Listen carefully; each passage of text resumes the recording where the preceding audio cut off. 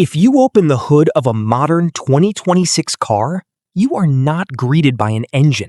You are met with a barrier, a tightly sealed, plastic-covered system designed to keep you out.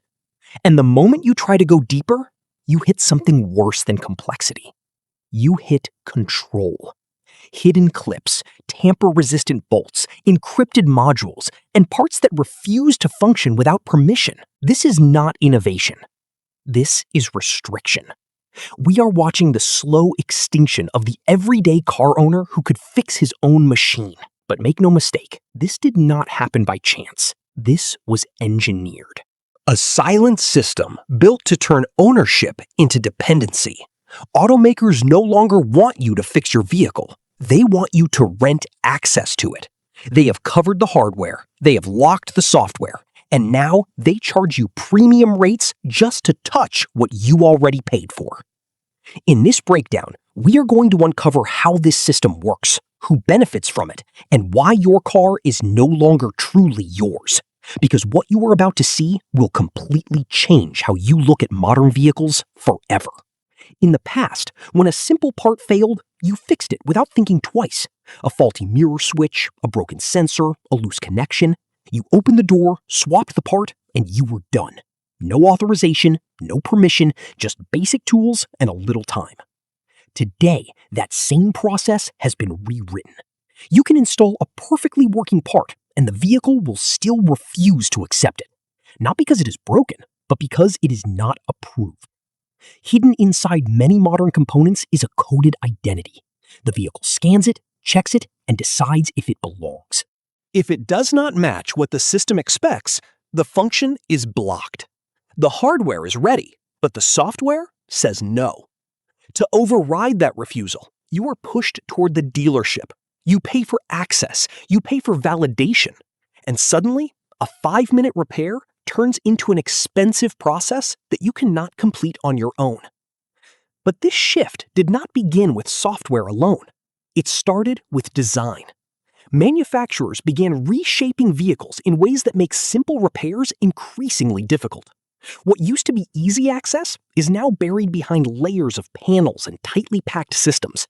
Even the most routine tasks have been re-engineered into time-consuming procedures. A basic light replacement that once required a single step now demands partial disassembly. Panels must be removed, clips must be released, entire sections must come apart just to reach a small component. It is not that the repair is impossible, it is that it is deliberately inconvenient. Some systems have disappeared entirely. Basic tools for self-checking have been replaced by digital readings that you cannot verify independently. You no longer inspect the condition yourself. You rely on what the system tells you.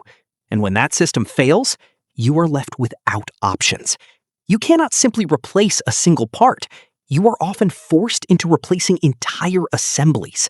A minor issue becomes a major expense, not because it has to, but because the design leaves you no alternative. Then there are repairs that were once straightforward, but now require specialized equipment. Engines are packed tightly, components overlap, and access points are limited. To reach a specific part, large sections must be moved or removed. What was once a simple weekend task now demands professional tools and advanced setups. The cost rises, not just from the part, but from the labor required to reach it. The complexity creates dependence, and dependence creates profit. You might assume that at least the most basic maintenance remains untouched, but even that has changed.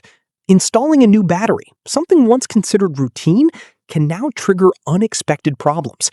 The vehicle may not adjust properly. Systems may behave as if the old component is still in place. To correct this, the system must be updated. That update requires access to proprietary tools or software. And once again, the solution leads back to authorized service centers. A simple replacement becomes another controlled interaction.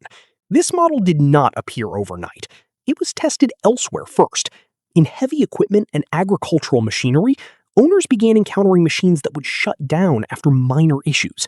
The physical fix was simple, but the system refused to operate without official approval.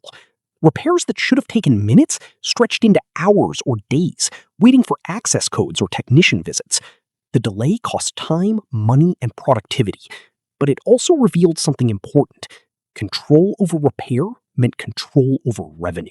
That lesson carried over into the automotive world. Vehicles now monitor themselves constantly. When something falls outside expected values, the system reacts. Sometimes it limits performance. Sometimes it restricts features. And sometimes it directs you straight to a service center. Not because the vehicle cannot function, but because the system is designed to encourage intervention. At the same time, new revenue models have emerged. Features that were once standard are now tied to ongoing payments. Functions built into the vehicle can be activated or restricted through software. Access becomes a service. Ownership becomes conditional. You may have the hardware, but you do not control how it is used. That control remains with the manufacturer. The result is a gradual shift in how vehicles are perceived. They are no longer just machines. They are platforms. Platforms that require updates, permissions, and continuous interaction with the company that built them. The relationship does not end at purchase. It continues indefinitely. So, what happens to the people who want independence? They adapt. Some hold on to older models that offer more freedom. Others search for alternative tools and methods to regain control. Communities form around shared knowledge, exchanging information and workarounds. But the landscape has changed. What was once open is now restricted. What was once simple is now layered with barriers. The driveway repair is not gone, but it is no longer easy. It requires more effort, more knowledge, and sometimes more risk. And that is exactly the point. When fixing something becomes hard enough, most people stop trying. They hand over the problem, along with their money, and accept the system as it is. Here is the reality. If you purchase a modern 2026 vehicle, you are not in full control of it. You are simply the authorized user of a machine that answers to someone else. They decide how the software behaves, they decide which parts are accepted, and they decide how repairs are done. If you truly want control over your vehicle, you are left with two clear paths.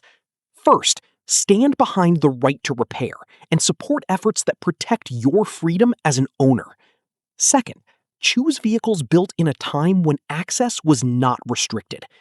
Choose a machine where opening the hood reveals working parts, not sealed layers. Choose a system where a switch does one job, not a coded function. This shift away from independence is real. The barriers are already in place. The locks are already active. But your decision still matters. Refuse to accept unnecessary control. Hold on to what you can maintain, and do not give up your right to repair what belongs to you.